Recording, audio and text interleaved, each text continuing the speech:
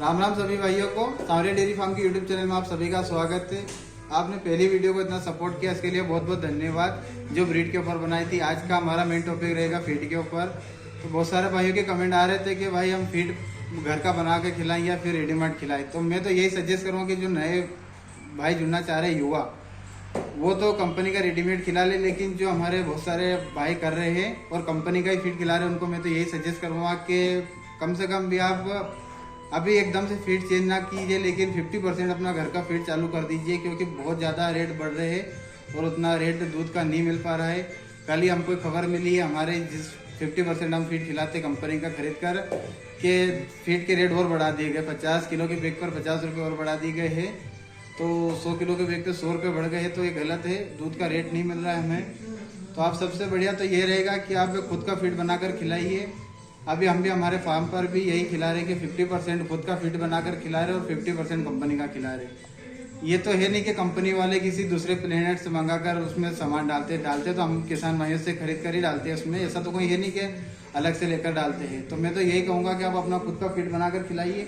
और फीडिंग में ये नहीं है कि सिर्फ फीड ही खिलाना है, उसमें गेहूं का भूसा भी आता है, हरा भी आता है, साइलेज भी आता है। हरा नहीं रहता है तो साइलेज भी इस्तेमाल कर सकते हैं। लेकिन बात वो आती है कि हम दिन भर तूड़ी कितनी डालते हैं। तो आप साइंटिफिक तरीके से डेयरी फार्मिंग करेंगे तब जाकर ही सक्सेस होंगे, अन्यथा आप बहुत जल्दी फ्लॉप हो जाएंगे। तो मैं तो यही सजेस्ट करूँगा कि आप 24 घंटे में से कम भी 4 घंटे पशु को खिलाइए, बाकी 20 घंटे पशु को बिल्कुल फ्री छोड़ दीजिए।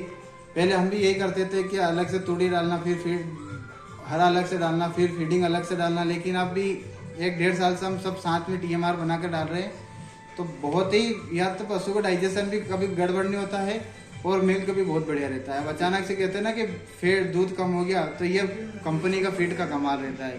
कभी फीड की क्वालिटी सही रहती तो कभी फीड की क्वालिटी बिल्कुल घटिया बना दी जाती है। तो इससे बढ़िया है कि आप अपना खुद का फीड बनाकर खिलाइए पशुओं को। बहुत सारे मेरे भाई यही कहते हैं कि यार कंपनी का फीड खिलाते तो दूध देते हैं, तो उसमें कुछ नहीं रहता है। आपका कभी देखना एक बार कि आप उसकी शिकायत करेंगे ना तो आपका दूध कम हो जाएगा, क्योंकि उसमें यूरिया की मात्रा बढ़ा दी जाती है, फिर यूरिया की मात्रा कम कर दी जाती है। हमारी सरकारें भी इतना ध्यान नहीं दे रही कि हर बार कंपनी की फीड का चेक करे सैंपल।